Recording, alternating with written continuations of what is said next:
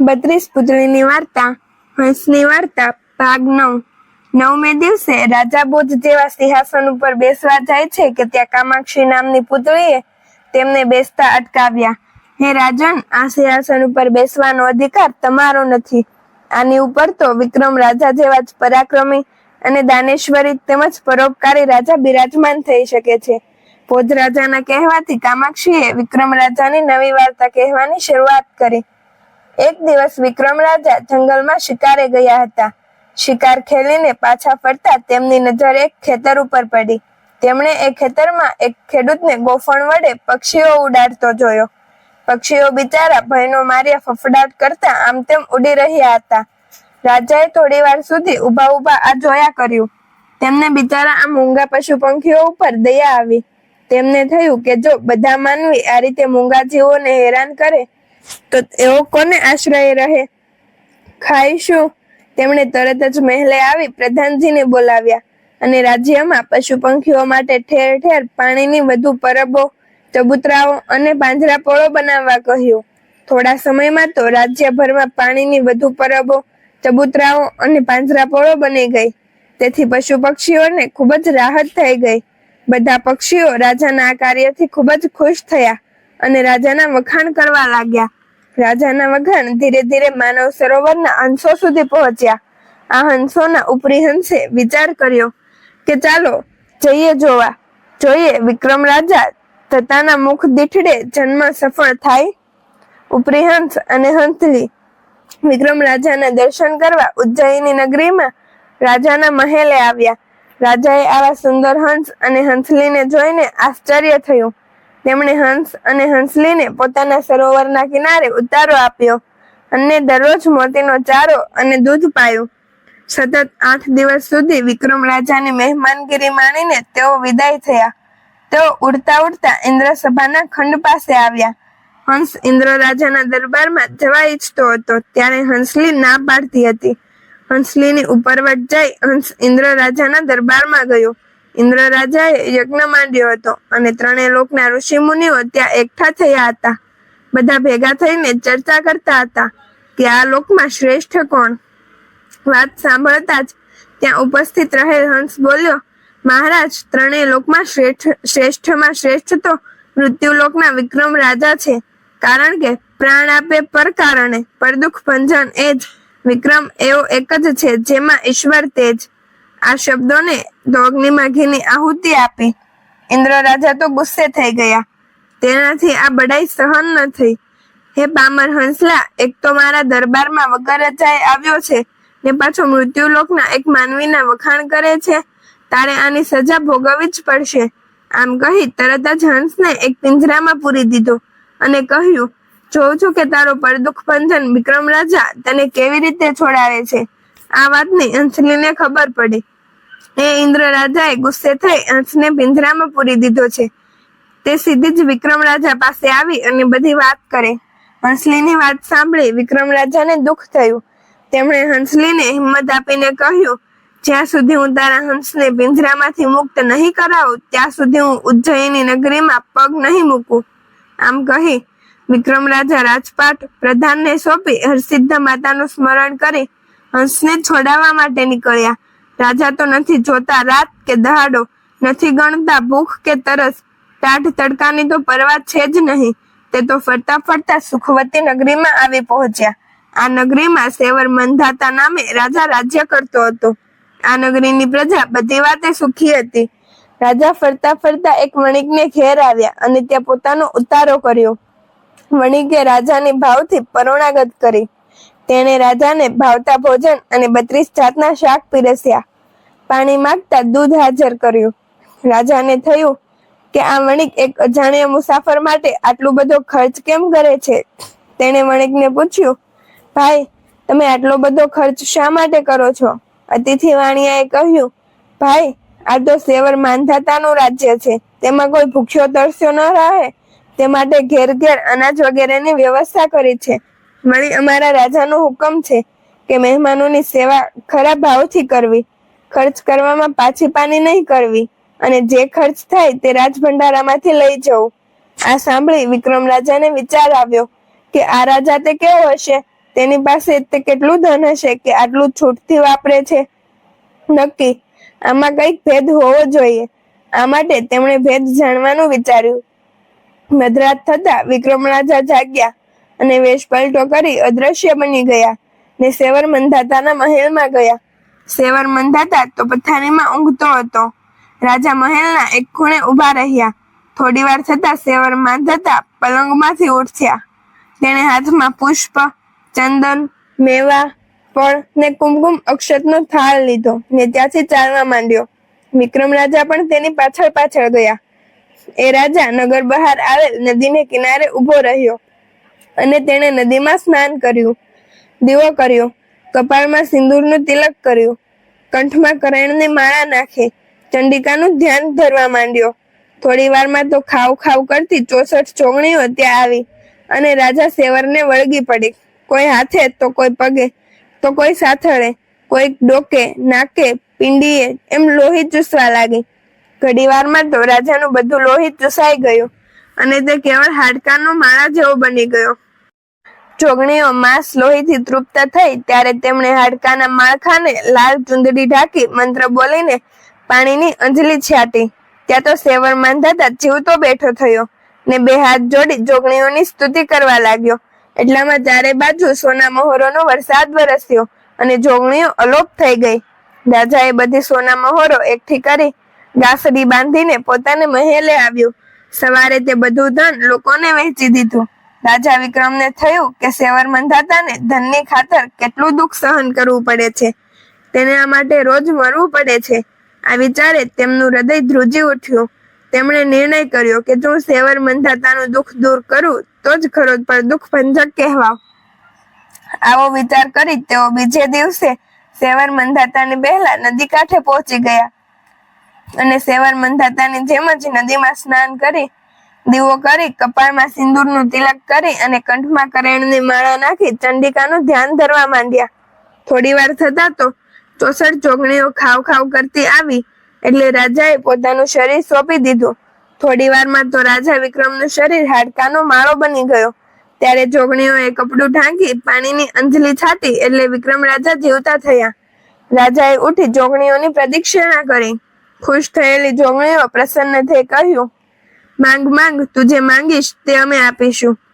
વિક્રમ રાજા બોલ્યા, માતાજી, મારે બીજું કઈ નથી જોઈતું. ફક્ત રાજા સેવર મંધાતાને રોજ આટલું દુઃખ વેઠવું પડે છે તે ટાળો. જોગણીઓએ વિક્રમ રાજાને એક ચિંતામણી આપતા કહ્યું, લે આ મણી, તું સેવર મંધાતાને આપજે. એને પૂજવાથી રોજ અઢળક ધન મળશે. અને તું આ કાનની ઝાલ લે. આ જલ પહેરનાર હંમેશા જુવાન રહેશે. એને કોઈ જાતનો રોગ નહીં થાય. વિક્રમ રાજા ઝાલ અને મણી લઈ પાછા વળ્યા. ત્યાં રસ્તામાં તેને સેવર મંધાતા મળ્યો. વિક્રમ રાજાએ તેને અટકાવી કહ્યું, હે રાજન, હવે તમારે જોગણીઓ પાસે જવાની જરૂર નથી. મેં તમારું દુઃખ કાયમને માટે ટાળ્યું છે. સેવર મંધાતા તો રાજા વિક્રમની વાત સાંભળી આશ્ચર્ય પામ્યા અને કહ્યું, ભાઈ, તમે કોણ છો અને તમને કેવી રીતે ખબર પડી કે હું જોગણીઓ પાસે જાઉં છું? વિક્રમ રાજાએ સેવર મંધાતાને પોતાની ઓળખાણ આપી અને બધી વિગતે વાત કરી. વિક્રમ રાજાનું નામ સાંભળતા જ તે રાજાને નમી પડ્યો અને પ્રેમથી પોતાને ઘેર લઈ ગયો અને તેમનો ભારે આદર સત્કાર કર્યો. થોડા દિવસ તે મહેમાન ગતિ માણીને રાજાએ વિદાય લીધી. ત્યાંથી વિક્રમ રાજા ચાલતા ચાલતા શીલવંતી નગરીમાં આવ્યા. આ નગરીમાં આવતા જ એક કુંભારનું ઘર હતું. રાજાએ કુંભારને ઘેર મુકામ કર્યો. કુંભારને કુંભારણ વૃદ્ધ હતા. તેમને એકનો એક પુત્ર હતો. રાત થતા જ એકાએક કુંભારણ પોક મૂકી રડવા લાગી. એટલે વિક્રમ રાજાએ પૂછ્યું, બહેન, આ મોડી રાત્રે કેમ રડો છો? એવું તો તમને શું દુઃખ પડ્યું? કુંભારણ બોલી, ભાઈ, આજ અમારો વંશ જવા બેઠો છે. અમારા ગામના રાજાની દીકરી રોજ જુવાન માણસ ખાવા માંગે છે એટલે ગામમાંથી વારા ફરતી ઘરદીઠ એક એક માણસ મોકલવો પડે છે. આજ રાજાની કુંવરી પાસે જવાનો વારો મારા દીકરાનો છે. તેના ગયા પછી અમારું શું થશે? શાંતિ રાખો, આમ તમે ગભરાવ નહીં. કુંભારની વાત સાંભળી વિક્રમ રાજા બોલ્યા, હું તમારા દીકરા વતી રાજાની દીકરી પાસે જઈશ. તમે હવે રડવાનું બંધ કરો. થોડી વારમાં તો રાજાના સિપાઈઓ તેડવા આવ્યા. સિપાઈઓ સાથે કુંભારના છોકરાને બદલે વિક્રમ રાજા મહેલે ગયા. સિપાઈઓ વિક્રમ રાજાને કુંવરીના મહેલે મૂકી ગયા. રાજાએ જોયું તો 13 વર્ષની કુંવરી પલંગ પર સૂતી હતી. બાજુમાં કોઈ નહોતું. રાજાને કંઈક યુક્તિ સૂચી. તેમને થયું કે જો કુંવરી કેવી રીતે માણસ ખાય છે. તેમણે તરત જ કુંવરીની બાજુમાં કપડાનો ઢગલો કરી માણસના જેવું બનાવ્યું. પછી તલવાર કાઢી એક બાજુ ઊભા રહ્યા. થોડી વાર થતા કુંવરીએ બગાસું ખાધું કે તરત જ તેના મોઢામાંથી એક લાલ નાગ ફૂલડા મારતો બહાર આવ્યો. વિક્રમ રાજાએ તરત જ તલવારથી નાગના 2 કટકા કરી નાખ્યા. પછી તે કટકાની પોટલી બાંધી દીધી. ઘડીમાં તો કુંવરી આળસ મરડી બેઠી થઈ. તે ઘણા વખતથી પેટના દર્દથી પીડાતી હતી, પણ આજે નાગ નીકળી જવાથી તેનું બધું દર્દ મટી ગયું. તેનું શરીર હળવું ફૂલ થઈ ગયું. તેણે પોતાની સામે વિક્રમ રાજાને ઉભેલા જોઈ થોડી ગભરાઈ ગઈ. રાજાએ તેને પોતાની ઓળખાણ આપીને બનેલી હકીકત કહી જણાવી. આ સાંભળી કુંવરી રાજી થઈ ગઈ. સવાર પડતા કુંવરી તેના પિતા પાસે ગઈ અને બધી વાત કરી. પોતાની દીકરીનું દર્દ મટી જતા રાજા પણ ખુશ થયો. તેણે વિક્રમ રાજાને કહ્યું, હે રાજન, તમે મારી દીકરીનું દર્દ મટાડી દીધું છે, માટે તમે દીકરીને વરો અને અડધા રાજના ધણી થઈને રહો. રાજાએ કુંવરીના લગ્ન માટે ધામધૂમથી તૈયારીઓ કરવા માંડી. વિક્રમ રાજાએ જાન કુંભારને ઘેરથી કાઢવાનું નક્કી કર્યું. કુંભારના છોકરાએ આ જાણ્યું કે તે રિસાઈને રડવા બેઠો. વિક્રમ રાજાએ તેને રડવાનું કારણ પૂછ્યું. ત્યારે તેણે કહ્યું, જો મારા મા બાપે આજે મને કુંવરી પાસે મોકલ્યો હોત તો હું નાગને મારી નાખીને કુંવરીને ન પરણતો. રાજાએ હસીને કહ્યું, ભલે ભાઈ, તું કુંવરીને વરને અડધું રાજ ભોગવી સુખી થા. રાજાએ કુંભારના છોકરાને કુંવરી સાથે પરણાવ્યો અને અડધું રાજપાટ અપાવ્યું. પછી બધાની વિદાય લઈ પોતાને કામે આગળ ચાલ્યા. એક પછી એક ગામ વટાવતા રાજા વિક્રમ આગળ ચાલ્યા. રાત પડે ત્યાં વાસો રહે અને સવાર પડતા પાછા આગળ ચાલે. આમને આમ રાજા એક ગાઢ જંગલમાં આવી પહોંચ્યા. ત્યાં અંબાજી માતાનું મંદિર હતું. તેણે મંદિરમાં જઈ માતાજીની પૂજા કરી અને ઓટલો ચોખ્ખો કરી ત્યાં મુકામ કર્યો. મધરાત થતા એક કૌતુક થયું. આકાશમાંથી કરર કરતું એક વિમાન નીચે ઉતરી આવ્યું અને મંદિર પાસેની એક ગુફામાં થઈને પાતાળમાં ઉતરવા માંડ્યું. રાજાએ તરત જ વીર વેતાળનું સ્મરણ કરી વિમાન પાછળ ગુફામાં દખલ થઈ ગયા. એક પળમાં ગુફા બંધ થઈ ગઈ. વિમાન ગુફામાંથી સીધું પાતાળ સુધી પહોંચ્યું. વિક્રમ રાજા પણ વિમાનની પાછળ પાતાળ સુધી પહોંચ્યા. વિમાન પાતાળમાં શેષનાગ પાસે ગયું. વિમાનમાંથી એક દેવ ઉતર્યા અને પાતાળમાં રહેલ શેષનાગને વંદન કરીને બોલ્યા, નાગરાજ, સ્વર્ગમાં ઇન્દ્ર રાજા એક યજ્ઞ કરાવે છે. તેમાં ઇન્દ્ર તમને ભાગ લેવાય આમંત્રણ આપ્યું છે. શેષનાગ કરુણ સ્વરે બોલ્યો, ભાઈ, મને દેવોના દરબારમાં આવવાનું ઘણું મન થાય છે, પણ મારો એકનો એક પુત્ર થોડા સમયથી ગુમ થયો છે. હું તેની શોધખોળમાં છું. તેના વગર મારો જીવ ગભરાય છે, તેથી હું સ્વર્ગલોકમાં હાજરી નહીં આપી શકું. વિક્રમ રાજાએ છુપા રહીને આ વાત સાંભળી. તેમને પેલા નાગનો પ્રસંગ યાદ આવ્યો. તેઓ નાગના કટકારને બાંધેલી પોટલી બહાર કાઢી અને નાગરાજ સામે આવ્યા અને કહ્યું, મહારાજ, તમારો પુત્ર જો લાલ રંગનો હોય તો તેનું મૃત્યુ મારા હાથે થયું છે. આમ કહી તેમણે પોટલી ખોલી નાગના કટકા બતાવ્યા અને પોતે કરેલ ગુનાની માફી માંગતા પોતાની ઓળખાણ આપી બધી વિગતે વાત કરી. શેષનાગને પોતાના પુત્રના કટકા જોઈ પહેલા તો ખૂબ જ દુઃખ થયું. પછી પોતાની પાસે રહેલું અમૃત જળ યાદ આવતા તે રાજી થઈ ગયા અને તરત જ નાગના કટકા ઉપર અમૃત જળ છાંટીને નાગના કુમારને જીવતો કર્યો. શેષનાગે નાગકુમારને જીવતો જોઈ વિક્રમ રાજા ઉપર ખૂબ જ ખુશ થઈ ગયા. તેણે રાજાનો આભાર માન્યો અને પોતાની નાગકન્યાના લગ્ન વિક્રમ રાજા સાથે કરી દીધા. હવે શેષનાગ સ્વર્ગલોકમાં જવા તૈયાર થઈ ગયો. તેઓ પોતાની સાથે વિક્રમ રાજા અને પોતાના પુત્રને પણ લઈ ગયા. બધા દેવ વિમાનમાં બેસી સ્વર્ગલોક પહોંચ્યા. શેષનાગે વિક્રમ રાજાને ઓળખાણ ઇન્દ્ર રાજાને આપી અને કહ્યું, ઇન્દ્રદેવ, આ મૃત્યુલોકના વિક્રમ રાજાએ ઘણા પરોપકારી કાર્યો કરીને એક અપૂર્વ નામના મેળવી છે. તેને હું આપના દર્શને લાવ્યો છું. વિક્રમ રાજાએ 2 હાથ જોડી ઇન્દ્ર રાજાને પ્રણામ કર્યા. ઇન્દ્ર રાજાએ પહેલા પણ હંસ દ્વારા વિક્રમ રાજાના વખાણ સાંભળ્યા હતા. તેમને હંસની વાત સાચી લાગી. તેમણે વિક્રમના મહિમાનું પારખું કરવાનું વિચાર્યું. રાજન, આ હાર બધાને પહેરાવો. વિક્રમ રાજા ઇન્દ્રની ચાલાકી સમજી ગયા. તેમણે વેતાળનું સ્મરણ કર્યું. વિક્રમ રાજા વારાફરતી દેવોને હાર પહેરાવતા ગયા અને વેતાળ એક પછી એક હાર પહોંચાડતો ગયો. છેવટે એક હાર વધ્યો તે વિક્રમ રાજાએ ઇન્દ્ર રાજાના પગ આગળ મૂક્યો. આ જોઈ ઇન્દ્ર ખુશ થઈ ગયા. તેમણે કહ્યું, માંગ માંગ, જે માંગે તે આપું. વિક્રમ રાજાએ હાથ જોડી કહ્યું, દેવરાજ, તમારી દયાથી મારી પાસે બધું છે. મારી ઈચ્છા છે કે આપે માનસરોવરના જે હંસને પિંજરામાં પૂરેલ છે તેને મુક્ત કરી દો.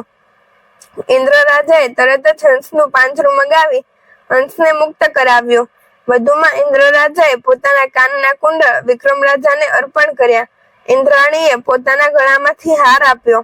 વિક્રમ રાજા દેવ વિમાનમાં બેસી હંસને લઈ માનસરોવર આવ્યા. હંસને જોતા હંસલી રાજી રાજી થઈ ગઈ. પતિના વિયોગે તડપતી હંસલીને જાણે નવજીવન મળ્યું હતું. તેની આંખમાં હર્ષના આંસુ આવી ગયા. હંસલીએ વિક્રમ રાજાનો આભાર માન્યો. ત્યાંથી વિક્રમ રાજા કુંડળ, હાર, નાગરાજની પુત્રી અને અઢળક સંપત્તિ સાથે ઉજ્જૈની નગરીમાં આવી ગયા ને દેવ વિમાન પાછું મોકલ્યું. ઘણા દિવસે મહારાજને ઉજ્જૈની પાછા આવેલા જોઈ ત્યાંની પ્રજા ગાંડી ઘેલી થઈ ગઈ. વિક્રમ રાજા પાસેના ચમત્કારિત હાર, કુંડળ, નાગકન્યા અને અઢળક સંપત્તિ જોવા લોકોના ટોળે ટોળા ઉમટ્યા અને બધા વિક્રમ રાજાને આશીર્વાદ આપી વિખરાઈ ગયા. થોડા દિવસ પછી વિક્રમ રાજા નગર ચર્ચાએ નીકળ્યા. તેઓ ફરતા ફરતા એક ગુણકાના ઘર આગળથી નીકળ્યા. ત્યાં તેમણે ગુણકાને પોતાના પ્રેમી સાથે ઝઘડાતી સાંભળી. પોતાના પ્રેમીને કહી રહી હતી કે જો તમે મને ખરેખર પ્રેમ કરતા હોય તો વિક્રમ રાજા પાસેથી ઇન્દ્રાણીનો હાર લાવી આપો. જ્યારથી મેં હાર જોયો છે ત્યારથી મને ખાવાનું નથી ભાવતું. પેલો બિચારો હાર ક્યાંથી લાવે? તેણે મરી જવાનો વિચાર કર્યો. ત્યાંથી રાજા આગળ ચાલ્યા. રસ્તામાં એક વાણિયાનું ઘર આવ્યું. વાણિયાના દીકરાના લગ્ન લીધા હતા. તે પોતાના પિતાને કહેતો હતો, જો મને વિક્રમ રાજા પાસેનું ઇન્દ્રનું કુંડળ મળે તો જ હું પરણું. આગળ જતા એક બ્રાહ્મણના ઘર આગળ આવ્યા. બ્રાહ્મણનો છોકરો એવી હઠ લઈને બેઠો હતો કે મને નાગકન્યા પરણાવો, નહીં તો હું આપઘાત કરીશ. આ બધું જોઈ વિક્રમ પોતાના મહેલે આવ્યા.